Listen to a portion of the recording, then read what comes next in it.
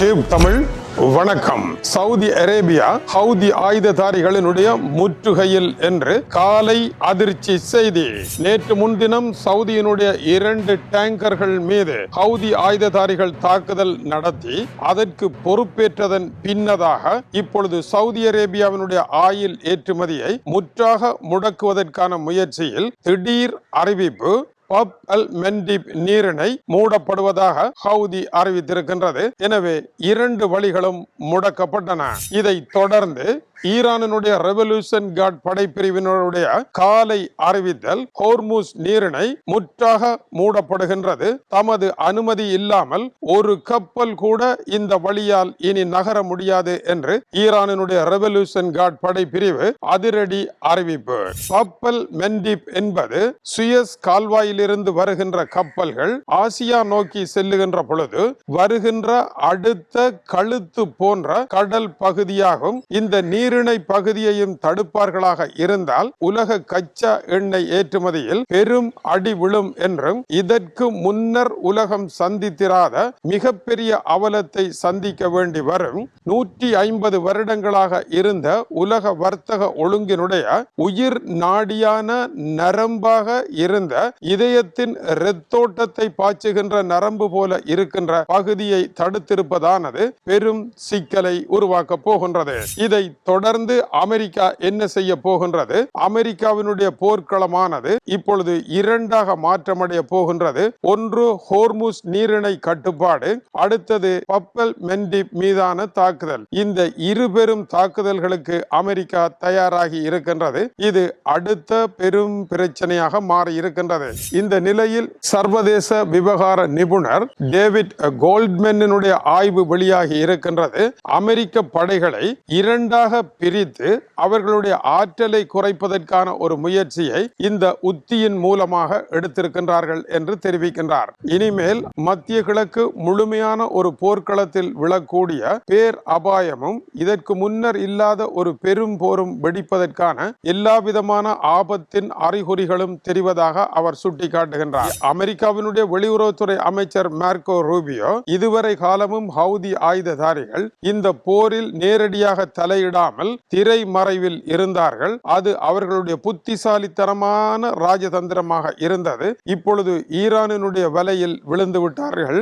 அதனால் தான் இத்தகைய வேலைகளை அவர்கள் ஆரம்பித்திருக்கின்றார்கள். சவுதி அரேபியாவினுடைய ஆயில் ஏற்றுமதியும் முடக்கப்படுமாக இருந்தால் உலகத்தின் கச்சா எண்ணெய் ஏற்றுமதியில் பெரும் சிக்கல் ஏற்படும். பப்பல் மெண்டிப் என்கின்ற கடல் நீர் வழியாக தினசரி 6.2 மில்லியன் பீப்பாய்கள் ஆயில் உலகை நோக்கி வெளியேறி கொண்டிருக்கின்றது. எனவே இதை தடுப்பார்களாக இருந்தால் அடுத்த கட்டமாக என்ன செய்வது? ஆனால் இதை முழுமையாக தடுப்பதற்கான பலம் ஹவுதி ஆயுததாரிகளிடம் இல்லை என்று தெரிவிக்கப்படுகின்றது. எனினும் தாக்குதல் நடைபெற போகின்றது. 2 வருடங்களுக்கு முன்னர் ஹவுதி ஆயுததாரிகள் மீது தாங்கள் நடத்திய பெரும் தாக்குதலின் பின்னதாக அவர்கள் நிதானத்தை கடைபிடித்தார்கள் என்றும் அதனால் தங்களுக்கும் அவர்களுக்கும் இடையே பிரச்சனை வரவில்லை என்றும் இப்பொழுது அவர்கள் எடுத்திருக்கின்ற காலடி மிக ஆபத்தானது என்று குறிப்பிடுகின்றார். ஏற்கனவே ஹவுதி ஆயுததாரிகளும் சவுதி அரேபியாவும் சவுதியுடன் 11 சுன்னி முஸ்லிம் நாடுகள் இணைந்து ஏமனில் நடத்திய போரினுடைய காயங்கள் இன்னமும் ஆறாத நிலையில் இந்த விவகாரம் நடைபெற்றிருக்கின்றது. அதேவேளை அமெரிக்காவினுடைய வெளியுறவுத்துறை அமைச்சர் ஹவுதி ஆயுததாரிகள் ஈரானினுடைய நிழல் அமைப்பு என்று குறிப்பிடுகின்றார். இதை மேலும் விரிவுபடுத்தி அமெரிக்கா அதிபர் அக்சியோஸிற்கு பேட்டி வழங்குகின்ற பொழுது ஹவுதி ஆயுததாரிகள் நடத்துகின்ற ஒவ்வொரு தாக்குதலுக்கும் பதில் கூற வேண்டியது ஈரான் தானே அல்லாமல் ஈரான் இல்லாமல் அவர்கள் எந்த முடிவையும் எடுப்பதில்லை. ஆகவே இவர்கள் நடத்துகின்ற ஒவ்வொரு தாக்குதலுக்கும் ஈரானே பொறுப்பு கூற வேண்டும் என்றும் அவர் சுட்டிக்காட்டியிருக்கின்றார். மாறாக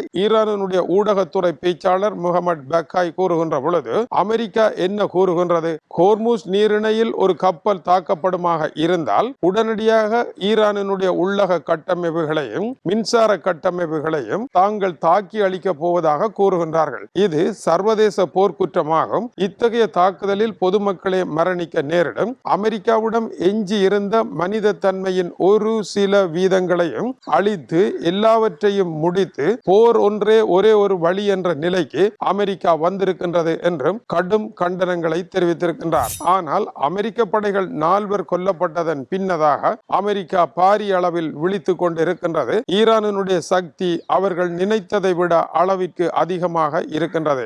இதனால் ஜெர்மனியில் இருக்கின்ற சிறப்பு வைத்தியசாலை, உலக புகழ்பெற்ற அமெரிக்காவினுடைய ராணுவ வைத்தியசாலை லண்டோலில் 150 ராணுவ வைத்தியர்கள் இறக்கப்பட்டிருக்கின்றார்கள். மத்திய கிழக்கில் நடைபெற போகின்ற போரில் காயமடைகின்ற அமெரிக்க படைகளை உடனடியாக ஜெர்மனி கொண்டு வந்து சிகிச்சை செய்வதற்கு ஏற்றவாறு இந்த சிறப்பு மருத்துவர் பிரிவு ஜெர்மனியில் வந்து இறங்கி இருப்பதானது அமெரிக்கா பெரியதொரு போருக்கு தயாராகிவிட்டதன் அடையாளமாக இருக்கின்றது. இரண்டாவதாக அமெரிக்காவினுடைய B-1 குண்டுவீச்சு விமானம் இப்பொழுது அவசரமாக பல விமானங்கள் பிரிட்டனில் வந்து இறங்கி நிற்கின்றன. நீண்ட தூர குண்டுவீச்சு தாக்குதலுக்காக ஈரானும் ஹவுதி ஆயுததாரிகளும் முன் எப்பொழுதுமே சந்தித்திராத பேரழிவை சந்திக்க போகின்றார்கள் என்றும் இதை நடத்துவதற்கான முடிவை எடுப்பதன் விளிம்பு நிலையில் தான் இப்பொழுது நிற்பதாகவும் அமெரிக்க அதிபர் டொனால்ட் ட்ரம்ப் சற்று முன்னர் கூறியிருக்கின்றார். எனவே சகலருடைய கட்டுப்பாடுகளையும் மீறி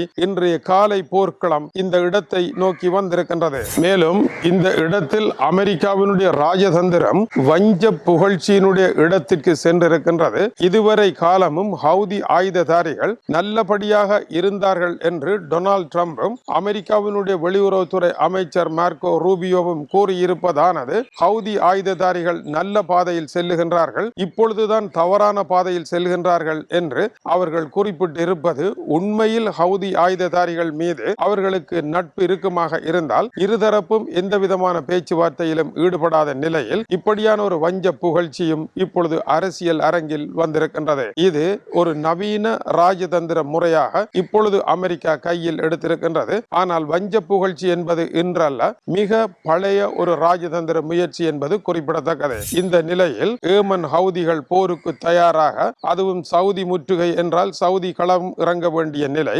ஈரானினுடைய ரெவல்யூஷன் கார்ட் ஹோர்முஸ் நீரிணை முற்றாக மூடப்படுகின்றது. ஈரானினுடைய அனுமதி இல்லாமல் ஒரு கப்பலும் செல்ல முடியாது என்கின்ற புதிய தடை. இவற்றை எல்லாம் ஆதாரமாக வைத்து பார்க்கின்ற பொழுது பப்பல் மென்டிப் கடல் பகுதியை ஏமன் ஹவுதி ஆயுததாரிகள் முற்றுமுழுதாக கட்டுப்பாட்டில் கொண்டு வர முடியாது என்றே கருதப்படுகின்றது. ஆகவே விவகாரம் அனைவருடைய கட்டுப்பாடுகளையும் மீறி அடுத்த ஒரு பெரும் போருக்குள் நுழைவதற்கான ஆபத்தான போர்க்கள சங்கொலிகள் காலையில் கேட்டுக்கொண்டிருக்கின்றன. என்ன நடைபெறப் போகின்றது? போர் ஒன்று நடைபெறாமல் உலகம் அமைதிக்கு திரும்பி இயல்பு வாழ்க்கை வர வேண்டும் என்பதே உலகத்தின் விருப்பமாக இருந்தாலும் இதற்கு மாறாகவே காரியங்கள் கடந்த 24 மணி நேரங்களில் நடந்து முடிந்திருக்கின்றன. தொடர்ந்து இணைந்திருங்கள்.